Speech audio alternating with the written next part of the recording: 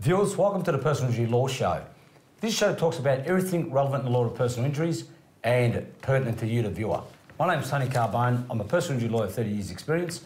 With me today, I've got John Karantzis, accredited law specialist in a law firm in workers' comp. Good evening, John. Hi, Tony. Hi, viewers. And the marketing guru with the mostest of all, Vivian Ryan. How are you, Vivian? Hi, Tony. John, viewers, good evening. Viewers, tonight we're going to be talking about the Victorian and South Australian compensation systems, workers' comp that is. So please stay tuned because there's some subtle differences. However, before we get to that, Tony, what's in the news? John, there's been a lot of talk about Rolf Harris and all his indiscretions. Oh, yes.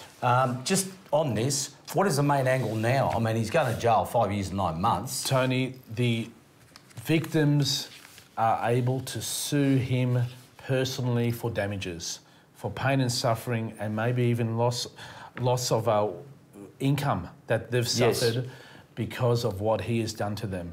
And this really translates to all areas, as in victims of sexual abuse from people in the church, at institutional and educational institutions, Tony.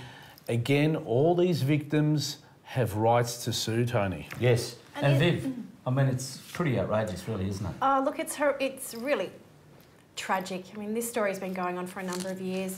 So I'm just wondering now that there's been the criminal case is closed. He's now been, convicted. He's in jail, apparently in one of the better jails, or if not the best jail in England. The fact that now he has been charged in the criminal courts, does that then make the civil claims easier? Oh, it's no fault.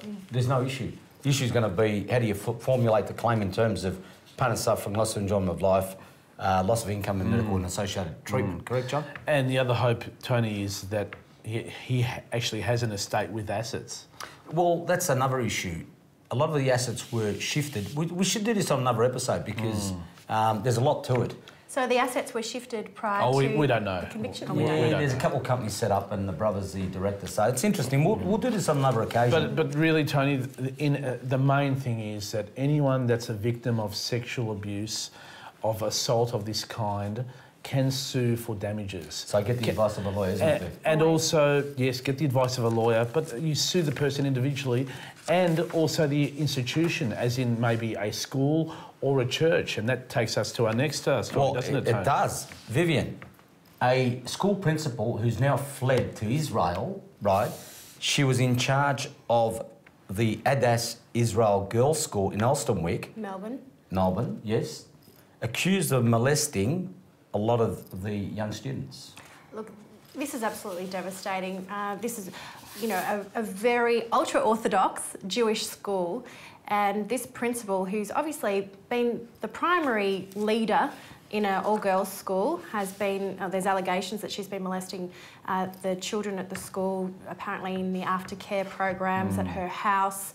One of the children allegedly has, suffered some quite substantial psychological injuries to the point where she's attempted suicide. There's been allegations that she had these children in her bed. I mean, I think what's interesting, though, we always expect, these particular individuals to be male, and this principal is actually female. Well, this principal, her name is Mrs. Leifa, and she's alleged to have fled to Israel and John, disappeared, Tony. When you're dealing with schools, it's a non-delegable duty of care, which sets the bar pretty high for the school, doesn't it? And vicarious liability kicks in. So these students will be compensated. Well, the school is liable, Tony. Yes. But what do they have to prove? I mean, obviously there'd be cite claims here, but... There have to be some sort of knowledge that she was carrying on in this sort of way, and apparently it was pretty rife during their time. Well, the victim would prove on the balance of probabilities that this occurred to them and they have now sustained ongoing injuries. And plus, but there'd also have to be knowledge on the school, and I think that based on the facts... I don't agree with that, Tony. I think that Not at all. No, my personal view is, Tony, that if the court is satisfied that Mrs. Leifer was doing this conduct to these victims, well, that suffice. Well, see, I was looking at it more from the perspective of the vicarious liability on the school. Well, whereas they she's are liable, there's no doubt about it. But the school will be liable no matter, even if they didn't know about it. Well, parents, they need to seek the advice of a lawyer. Well, that's why you need to get the advice of a lawyer. You know, this is a very hot topic. John, this is sad. A young dad dies when a brick wall collapses on top of him, right? It's shocking. And then you've got the client who was walking down the street in Yarraville, right, Williamstown Road. The day after. And the wall collapsed on her. Yes. Tony, this is late June in Melbourne. It's very windy. All the union work sites, not one person was working that day, Tony, because it was too windy. The high winds. But on this site in Brighton East, by a builder by the name of Stan Billich, he's kept on working, and his worker by the name of Michael Clanya, who has a couple of children, he's been crushed to death by a wall. The sad thing is that they were working up the top and they determined that it was too windy. They should have gone downstairs and the wall's fallen on top of them. Well, shouldn't they not have put barriers around? I mean, I understand that this... Viv, they shouldn't have been working. Exactly. It was too dangerous. It was too dangerous. I hope the Victorian WorkCover Authority investigate this and do the right thing in prosecuting. Well, Theodora Petrides, the wall collapsed on her and she's got massive injuries. So she's going to need home help, John. Exactly, Griffiths and Kirkmire kicks in, pain and suffering. Yes, and in that case, we've got a very unstable wall that's been there for in excess of 20 years. So the homeowner's going to be... Again, the homeowner, the occupier, is liable. Viewers, you can't have these dangerous walls just standing there thinking you're not liable. You are liable. So who can sue in this case, and on what grounds can they sue? Oh, well, there's going to be a dependency claim, obviously, by the family, the wife, the kids. And in our client's case, she's got a claim for pain and suffering, loss of enjoyment of life, cost of future treatment, and also past treatment, and Griffiths and Kirkmire, someone to look after her, which is going to be very, very high, Viv, because she can't look after herself anymore. Just tragic and extraordinary. The winds that day were just out of this world, so... Let's keep moving. John Tommings, decided to headbutt the coach of his son, broke his nose, now claiming neck, shoulder and everything else. $435,000 later, mind you, that's on top of his criminal conviction. What do you think, harsh or justified? Look, Tony, it's severe injuries. I think this guy's got form, hasn't he, Tony? Yeah, he's got form, but and he was banned by Wimbledon and every major ATP tournament for a period of time. He couldn't attend. Well, it's a French court.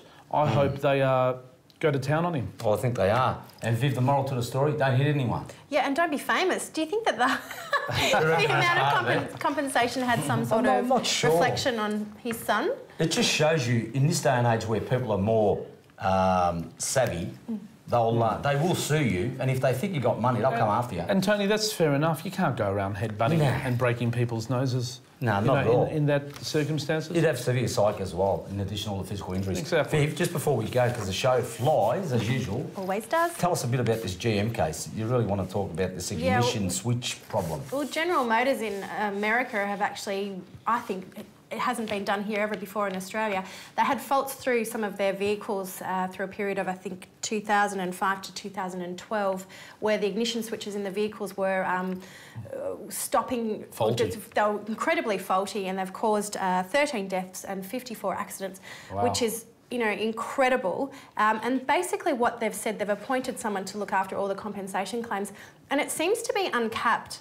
So I'm just wondering, so they're basically saying anyone who's been a party to this faulty switch... Injured and died. ...has a claim to compensation, and they haven't seemed to cap it. Yeah, that's fantastic. Well, there's 2.6 million cars recalled in just 2 months. Yeah. Pretty big. It's a massive decision. It's unprecedented. I have never seen it in litigation before, Tony. See a lawyer. It's the old story, isn't it? Just in case you're not sure. Viewers, we've got to go to a sponsor's break. Stay tuned. After the break, we're going to have Chris Katsoulas talking to us about the differences between Victorian and South Australian workers' comp.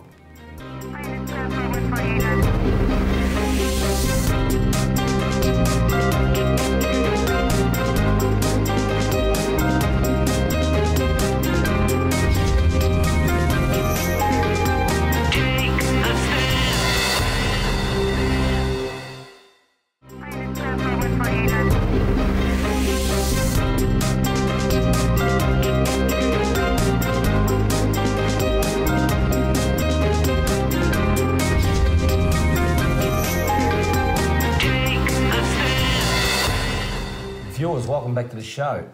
We've got Chris Katsoulas, partner law firm in South Australia, here to talk to us, along with John Karantzis, about the respective compensation systems in Victoria and South Australia. John, I'm going to start with you. What is the fundamental principle of the workers' compensation system in Victoria? Tony, in Victoria, anyone injured in the course of work, at work, receives compensation. You receive compensation for medical expenses, for weekly payments and lump sum compensation. Impairments. Impairment But it's a combination of a no-fault and fault system, correct? Exactly. Now, Chris, you've heard what John had to say. What is the fundamentals of the South Australian system? The fundamental difference is that in South Australia we have a no-fault system, and for injuries, very similar to the Victorian system, you claim for weekly payments, for medical expenses, rehabilitation costs, and there is also an entitlement to a lump sum impairment for a permanent injury. Okay. Now, John, the Victorian system is administered by a number of private insurers? Exactly. There's insurers, Allianz, CGU, there's all these types of insurers, and they do the daily administration of the workers' comp scheme in Victoria. Okay. Now, Chris, who administers the South Australian system? We've got WorkCover SA, formerly the WorkCover Corporation, and again, similar to Victoria, there are two insurance agents that essentially manage or administer the system. Okay. Now, John, assuming you're a worker, you lodge a claim and it gets accepted, then you cannot cut the grass, or you need physiotherapy that they want to pay, or you're not happy with the rate of pay, Yes. or there's a multitude of other issues. Yeah. Where do you send it? Yeah. Tony, any worker can dispute the decision of the WorkCover Authority to the Accident Compensation Conciliation Service. Yes. Yeah. Informal system? Yes. Yes, it's an informal system. Sometimes lawyers attend, sometimes they don't. It just depends on the situation. And you can challenge any decision that you don't like or something that you want, like surgery, for example. And is there any fees attached to that? You don't get paid, do you? No, there's no fees. Chris, you've heard what John had to say. Any dispute about rates of pay, surgery, physio, gardening, home help, you can send it to the Conciliation Service in South Australia as well. It's the South Australian Workers' Compensation Tribunal. So for any formal decision that's made regarding any of those issues raised by Tony, can be disputed. You have 1 month from the time of the decision to dispute it at the tribunal. The matter then gets listed for a conciliation conference. Yes. Well, the advantage in the South Australian system, different to Victoria, is that there are regulated costs or representation costs that are recoverable, essentially whether your claim is successful or unsuccessful. Chris, to summarise, you lodge a claim of conciliation. If it resolves, the worker gets their fees paid. If it doesn't, it goes to a presidential member, which is the tribunal. That's correct. That's like our old system, John. We used to have a workers' comp tribunal, but now I'm showing my age. It was many, many years ago. Now ours goes to Magic and County Courts. Yes, exactly. Okay. John, let's say you've been on the system for a little bit of time, your injury's permanent. What would you do? What comes next? Well, Tony, you've got the option 1 year after the date of injury, you can lodge an impairment benefits claim, but then after 18 months from the date of injury, we can pursue lump sum common law damages. Yes. And once again, what's the test? It's whether or not you have suffered a serious injury. 30% or the narrative, correct? Exactly. Okay. Chris, your system at the moment is heavily in debt. Correct. A couple of $1 billion. You don't have a common law system, but it's on the way back. That's my understanding, correct? There's been a policy statement that's been released by the Industrial Relations Minister of South Australia, John Rao, presenting what is essentially a WorkCover reform statement. And amongst that is the suggestion of a reintroduction of common law rights of damages to be claimed against employers. And what do you think about that, John? Well, that's fantastic, not only for the worker, but for the scheme itself, Chris. Your system, $800 million in the red. No, it's nearly $2 billion. $2 billion in the red. $2 billion. That's crazy. Yeah. The Victorian WorkCover system is over $1 billion in the black. Yep. It's making a profit, and that's because common law entitlements are there for the workers. See, this system of common law entitlements allows a worker to pursue lump sum compensation for pain and suffering and economic loss. They get paid out their lump sum, and then they move on with their life. Whereas under your system, a worker will be stuck on weekly payments indefinitely for years. And that's right. not Is that doing the problem you got, Chris? and that's not doing anyone any favours, is it? Well, it's not at all. I mean, part of the reason for the reforms is because of this debt that's blown out to an extraordinary number. But the other reason is return to work statistics are very low. Yep. And that it's just a product of, in my opinion, a product of long sustained injuries and an unsuccessful rehabilitation process. And not only that, the system encourages that because the worker can't access lump sum compensation. To get off the system. To get off the system. That's Therefore, right. they're just going to simply stay on their weekly payments, on their wages indefinitely. Well, it's a crazy system. I agree with that. And look, I mean, most injured workers who are on the system and have been for a long time, the majority of my clients would take a lump sum. Would welcome to get off the system in exchange for a lump sum to be able to get on with their lives and then move on and put what was a negative situation in their life behind them. Exactly. And John, let me give you this stat. Do you realise that 11% of workers' compensation claims in South Australia extend beyond 6 months, but they actually make up 92% of the scheme's costs? It's ludicrous. It's bizarre, isn't it? It's ludicrous. And it's also, New Zealand has this system. It doesn't work. And it doesn't work. No. Again, it's in the red by over $1 billion. But they say that everyone that goes on the system gets even more depressed. A lot of them are so... it's like they've put on this role of being sick. Well, they're stuck in the system. They've got no choice. They can't get out. So in the end, they convince themselves they're probably a lot worse than what they are. Yeah. Look, I don't want to be discourteous to the injured people, but all of a sudden, there's no way out. There's no way out. Is that right, Chris? That's correct. I mean, when you have the benefit of receiving weekly payments, you have injuries that prevent you from going back to your pre-injury work, and there are limited options of alternative work, there seems to be no way out. Viewers, we've got to go to a sponsors break. Stay tuned. After a break, we're going to tell you why we need a compensation common law system.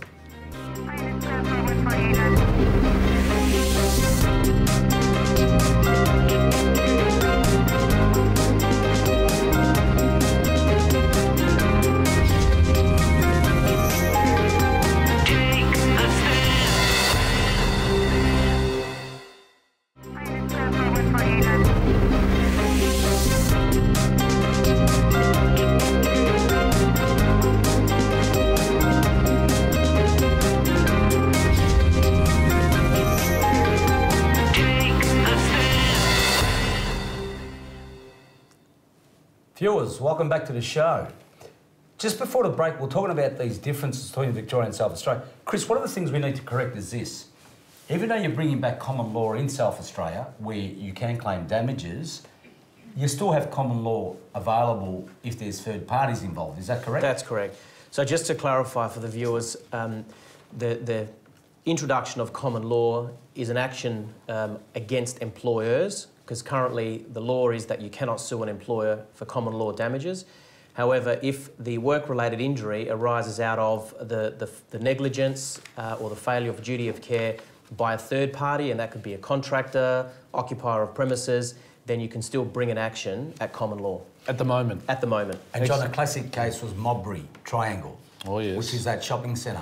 Mind you, even though the High Court found against the worker, if you could have sued the employer, there's no way the worker would have lost that case. Exactly. Because it's a non-delegable duty of care. It's a very high test. Yeah. John, let me ask you this.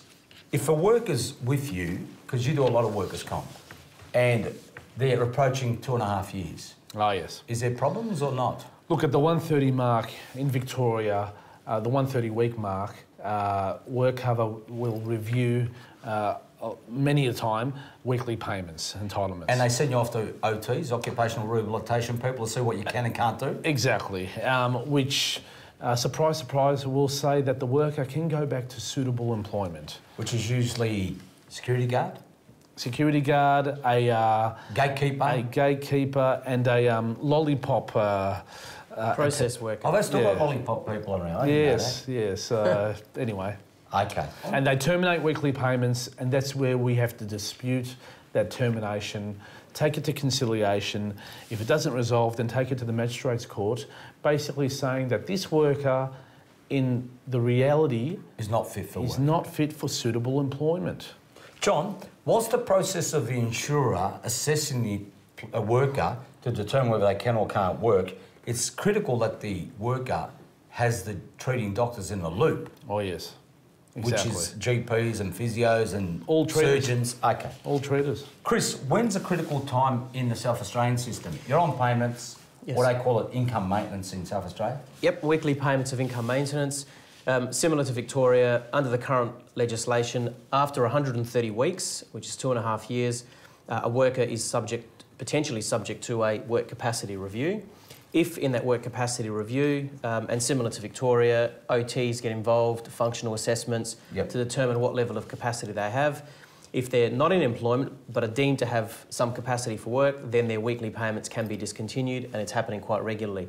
And so in circumstances where claimants or injured workers have injuries and their entitlements have been, or their weekly payments have been going for 1.5 years or 2 years, a lawyer should be consulted so that their rights and entitlements can be reviewed and their position can be defended in preparation Chris, for I'd this go review. so far as to say, instead of waiting for that year or two, you'd want to get involved early because, it's the old story. You need something mapped out. You just can't be there all over the place. You agree, John? Yes, exactly. Everything's got to be mapped out. Yeah, no, point taken. I agree with that. Yeah. Especially in Victoria, where we have common law entitlements for injured workers, we can pursue a lump sum claim and get the worker off weekly payments and get you a payout for pain and suffering and economic loss damages. So you get off the system and you move on with your I life. was just about to get to that, John. Let's say you've assessed a person as having a permanent injury, correct? Yeah. You lodge an application now. You can go to impairment path or you go to serious injury. Exactly. Do you bypass impairment, John? Many a time. Why? Stability's an issue? Stability, and also, Tony, you're just delaying the claim. Okay. You're delaying the big lump sum claim. Okay. And if you know that, at the same time, if an impairment benefit gets 30% or more, then it's a deemed serious injury. Deemed serious. You go on the medical common law, Chris. So many psychological claims and psychiatric injuries, I will go and impairment benefits. But just got to be claim. careful with psych injuries. You know why? Because in a lot of instances now you've got the general protections law as well, so you need to get proper advice because you might be able to go Fair Work Act, John, in a lot of those cases. With all claims, you can go Fair Work Act. Yeah. With all work injuries, you can go the Fair Work Act. And you can apply that in South Australia too, Chris? Oh, absolutely. It's a It's a federal system. Oh, yeah. yes. And It's works throughout the country. That's right. because a lot of instances, the employer has discriminated against the worker, and that's where the Fair Work Act kicks in. You've got a worker's legal rights being infringed. Chris, you've heard what John has to say. So he lodges his application for serious injury. You're at a massive disadvantage at the moment because what do you tell your people? Well, just going on the point that you mentioned earlier about seeking early advice, part of the reason for that is obviously to prepare the matter so that in anticipation of a review, because in South Australia, if the weekly payments are successfully cut after 130 weeks, that's it. No more payments. And if someone who has a mortgage and has no income and has a young family with young children and they then have to depend on Centrelink, then it's a disaster. Problems. It is. And these two schemes, the payments are at a percentage of their average weekly earnings. They're not the total amount. No, it's 80%. Yeah. In Victoria, it's 80% of your pre-injury And earnings. Chris? It is in South Australia. It's 80% of the pre-injury earnings. That's after 6 months, sorry. How do you feel about South Australia coming back to common law? Look, it's great for the scheme, Tony. Yes. The finances of the South Australian government will, balance, Tony, but also, and more importantly, it's great for the worker because they can access common law entitlements, lump sum damages for pain and suffering and economic loss and get off the system. Exactly. Chris, a lot of people that aren't in the common law friendly jurisdictions think that the lawyers want it. I personally feel that when you're representing one of these injured people that have got a common law claim, getting them a lump sum where they can get that money and start up a small business, for example, coffee shop or something like that, John, or pay off a mortgage, they move on with is their a life. great way of getting them back on their feet so they can be productive in society again. What do you think about that? There's no doubt about that. I mean, one of the biggest issues with long-term workers' entitlement recipients is that statistics show they develop long-term psychological problems even if they have only physical injuries, and the rate of return to work is very, very low. This is an opportunity to cut themselves free of WorkCover and utilise those funds towards bettering their lives. Yep.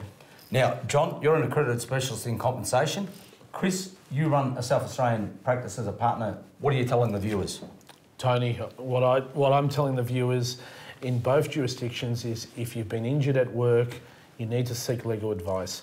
Not only do you have entitlements for medical expenses and weekly payments, but you've got lump sum entitlements, and that's where you need to make sure you access the right systems and the right advice. Viewers, I urge you to come or to ring a solicitor in relation to any workers' compensation matters, seeking advice in relation to entitlements, to compensation generally, lump sum impairments. Without legal advice, you can certainly run short of what those entitlements potentially are. John, thanks for coming on board. Chris, thanks for coming from South Australia to do the shows. My pleasure. Viewers, thanks for watching. Go to our website, go to Facebook, go to Twitter. Stay tuned for future episodes and always remember to stay safe.